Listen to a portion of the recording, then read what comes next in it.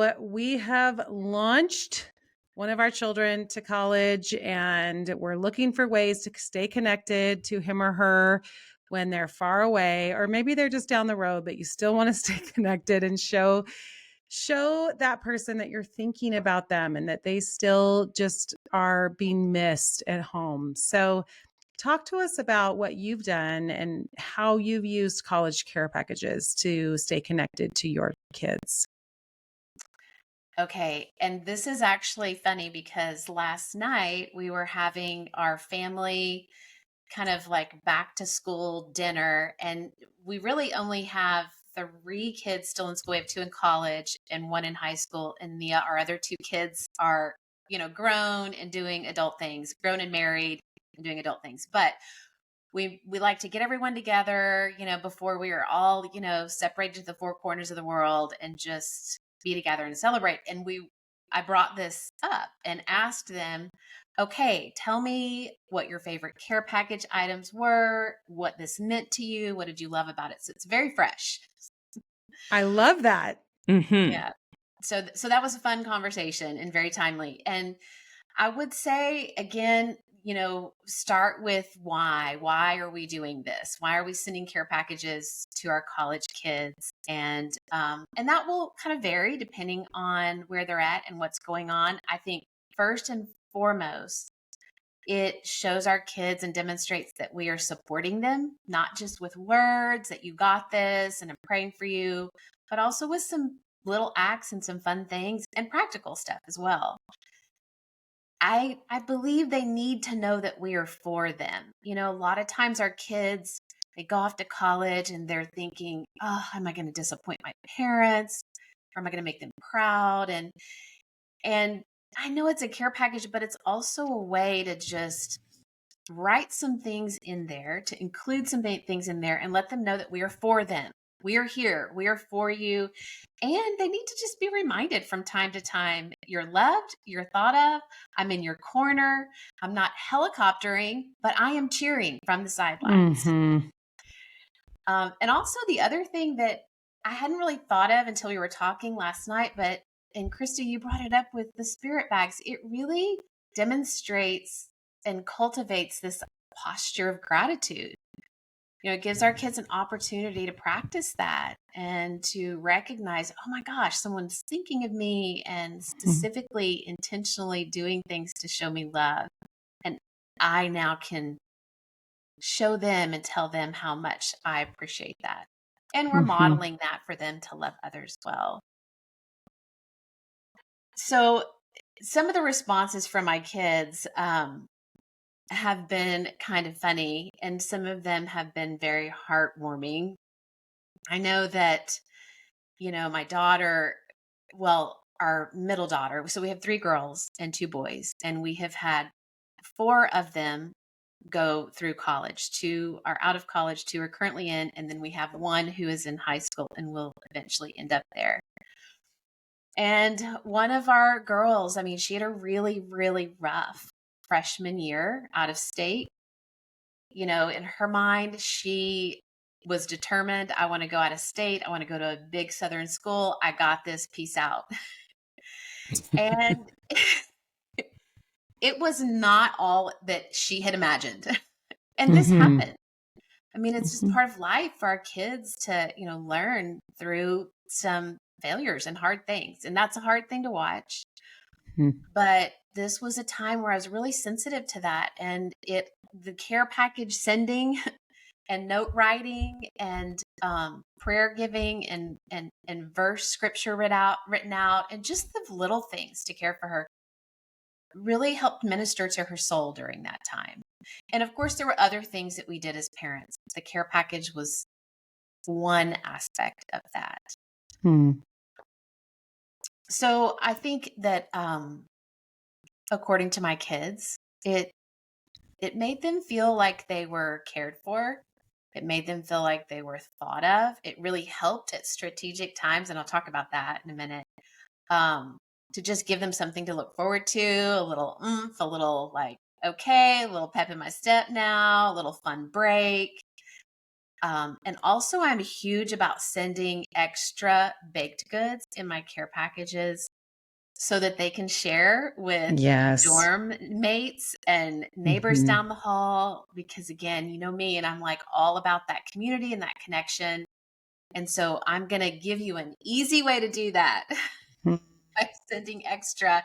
And now you got to find people to share it with, which in college dorms is not difficult. Right. Yeah. I often will send a box to their house if they're now living off campus at a house or something too. And it's almost this like bonding thing for them that they got a package together, which I think is really cute. So they're sharing everything in it. To give a testimony to that, one of my freshman roommates, I was in a quad room. Her mom, I still remember, would sew us holiday themed pillowcases for all four of Cute. us. So instead of just sending it to her, she sent it to all four of us. And I still like St. Patrick's Day. She was home crying, sad, missing her daughter, and this was her coping mechanism. Was going to the fabric store and buying themed fabric. And I still remember that. And it did help me develop a relationship with her. Like I have a relationship with my college roommate's parents, and that was one of the early phases of that, was that special gift. Because I was not That's getting so that from my mom. I was not cute. getting the home sewn pillowcases. And then my parents, because they were more local, would take people out to dinner. Mhm. Like they would, take all of us out to dinner instead of just me. So I can stand as testimony that 30 years later, I still remember that. If I sewed, I would do it, but Yeah, I that's the don't. key. And I really like what you said, that, that was her way of kind of processing through the loss, so to speak, of her child going off to college. And what a great use of that, Mhm. time and kind of sadness to give them something fun. Oh, it made me think that I did get to the point where when I would send a care package, I would have labeled the roommates, baked good container with their name to make sure they got it. Because when I would see them, they would say, "Hey, I loved those chocolate chip cookies. When are they coming again?" Yeah. So, Okay, so what are your favorite things to put in? What do you put in? so I always, and this was across the board, number one favorite thing in care packages, according to my children, is some kind of baked good. Mhm. And so here's how I manage that, because, baking is a whole thing in and of itself. We don't always have time to bake, or maybe we're not into baking. And so again, Or this you're is where shipping them, and so then you feel like they're gonna get old. yes. So here's what I do. I actually wrote a newsletter. One of my newsletters towards the end of the school year last year had a bunch of tips on what to do. So if now listen, I am a double batch gal because I have Mhm. learned that is one of the best ways to love my future self. And so True. if I am baking chocolate chip cookies or lemon bars or brownies, I am baking a double or a triple batch Mm. and just knocking that out. And then I'm putting those in the freezer for two reasons. One, because then when it's care package time or it's time to love a neighbor who needs a little food ministry, I've got that in my freezer. And two, when sending a care package, and listen, I have to think about this because I'm in Texas and it's hot. Um, I take them directly from the freezer to the mail room. Like they stay frozen, and I mail any kind of baked good frozen like that. And I put them in these narrow plastic kind of to go containers that you would get with like Chinese takeout, because it holds them tight, whatever it is, a brownie, a bar, a cookie, a scone, whatever. And then I'll pack it with those paper shreds. And so it's kind of nestled and tucked in there, and then put it in the care package. And I have found that is the best way of delivery for baked goods. So baked goods across the board, number one favorite thing. I've done granola, kind of a healthier version. And I also just take that straight from the freezer. So my kids love that. And I'm also not opposed to outsourcing from your local favorite bakery. Again, if you're not a baker, that's an option. Some other favorite things. Let's see. Oh, my kids like just some of the little practical things that are not school supplies. Like, I just have to say, I don't know about you, but sometimes my tendency around finals is send them school supplies, and that's not what they want or need. Right. I will occasionally send fun highlighter colors, like really pretty highlighters, maybe to my girls. They appreciate those. But other than that, my kids just were not all about the school supplies. So many things they do now is electronically with technology. But chapstick and lip balm and face masks, those are hot items. Uh-huh. Also, food gift cards. I mean, duh. Those are great. I even had one child and she said, I just want HEB gift cards, Mom, to go buy groceries.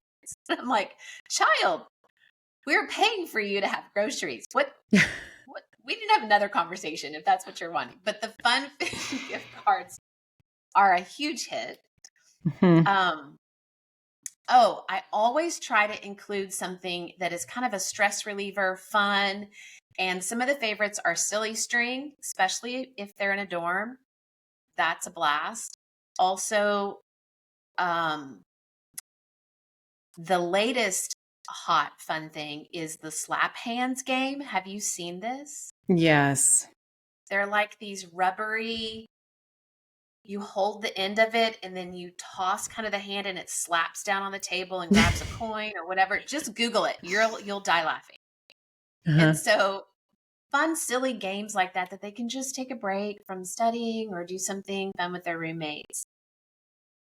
That's always a good idea. And then gum, candy. For my girls, again, here we go with like either the scrunchie or the hair clip or just something kind of like fun and girly that they're not expecting. And then the guys, I would get like a fidget toy, something that they can just, fidget around with. And those are easy to find on Amazon. Food items that they love: meat sticks, hot cocoa, granola bars, popcorn, liquid IV. I would send during finals vitamin C gummies with zinc, hand sanitizer, and I don't know. I think that's all. I think that's the end. That's a great list. Okay, so some strategic times I have found, typically for my freshman college kids, if they they're starting out, it's their freshman year, I would usually try to send something like mid-semester just to be like, hey, encouragement, you got this, and I'm thinking of you, miss you, for you, cheering you on, have fun, and spray some silly string. And at finals, always at finals. And then also if I had a kid that couldn't come home for a holiday or maybe their birthday, I think that's a really good time to send something like that. And then one of my favorite things that I did was to get family members involved if you have younger kids at home or, yourself, and that is to decorate the box. My younger kids would always decorate the box and add fun notes, and then we would just write cards and notes as a family. I think that probably means more even than the food. Maybe not the gift cards, but maybe even more than the other silly things.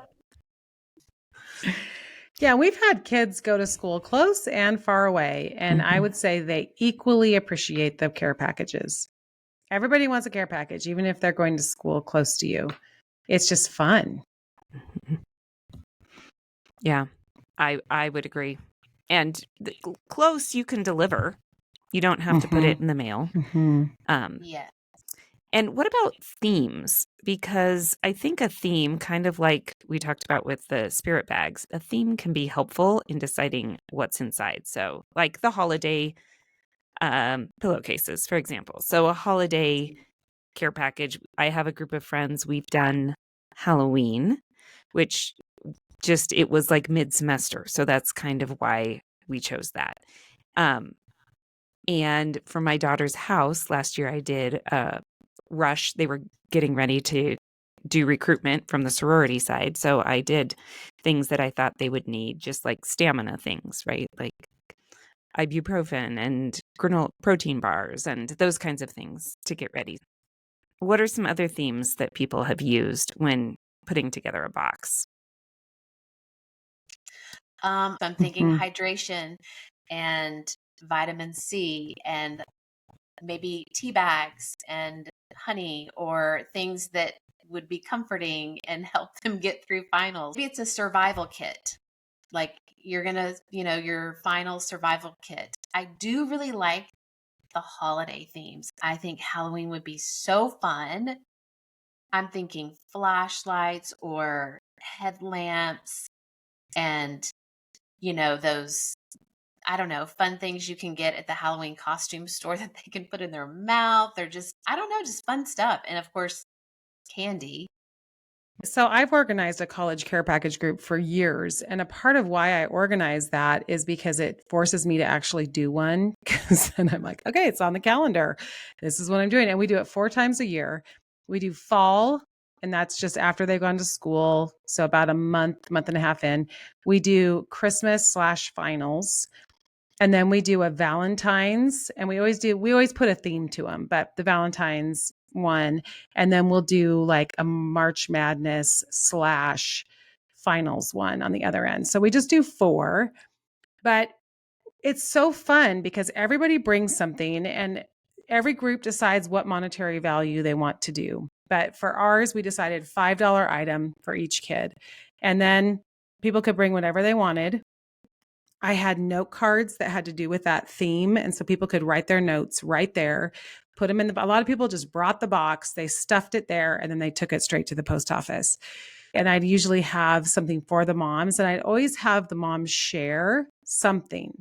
So I'd gather everyone around the island, and I'd have everyone share something so that they were connecting to as moms.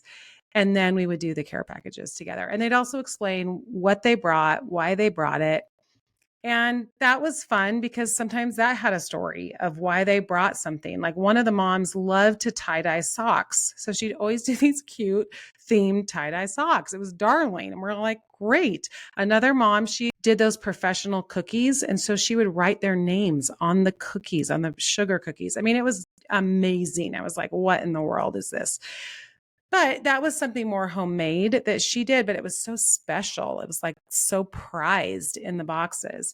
But I think too, like I know myself, and I know that when I have accountability with other people, I follow through on things better. And so for me, that's been a key component to care packages, is that it doesn't have to be a group. You could do it with one friend, but you just put it on the calendar and say, okay, we're going to go shopping together on this day and put our care packages together. And then that way, okay, it's going to happen. So it's kind of providing yourself that scaffolding too, to be able to do something you want to do for your kids that you may just put off and never do if you don't have that structure around it. So I found that to be really helpful. Do you give size parameters of like, and then you said everyone brings their own box?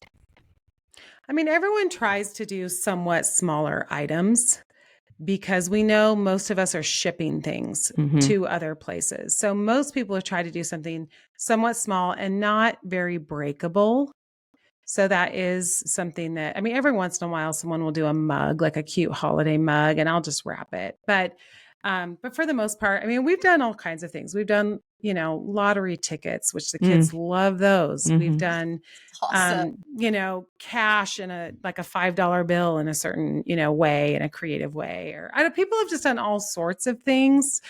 And I have a post about it on my blog that I can link to that has pictures of what a lot of people have done over the years. But it is fun. People get creative, and I find I have more fun if I do it with other people, because it's not just my ideas, it's their ideas. So there's a lot more creativity in the mix, which I like. Yeah. Mm-hmm. Because I'd always just get chapstick. then Right. that would be it. Yes, yes. Exactly. And I think that is a great idea because you're doing something with other people Mhm. and collaborating and, like you said, building in the accountability. I am so going to do that, Krista, with my daughter who is a junior. That is going to be my new tradition with her. So I'm going to get a group of care package mamas and Mhm. come together and build that. I really like that idea It's a lot. really fun. And then we catch up on each other's kids. And I just, and sometimes I'll stick a note in someone else's box because they're right there too. And I can just like stick a note in someone's real quick. And it's just been, it's a fun community builder. And I think especially for moms who maybe are finding themselves alone because they have launched their last child. That's a huge connection point. Well, Krisi, thank you so much. As we end today, are there any resources? I mean, you've raised a lot of kids, a lot of teenagers, a lot of young adults. So, do you just have any, I guess, last words of encouragement or resources for parents to share?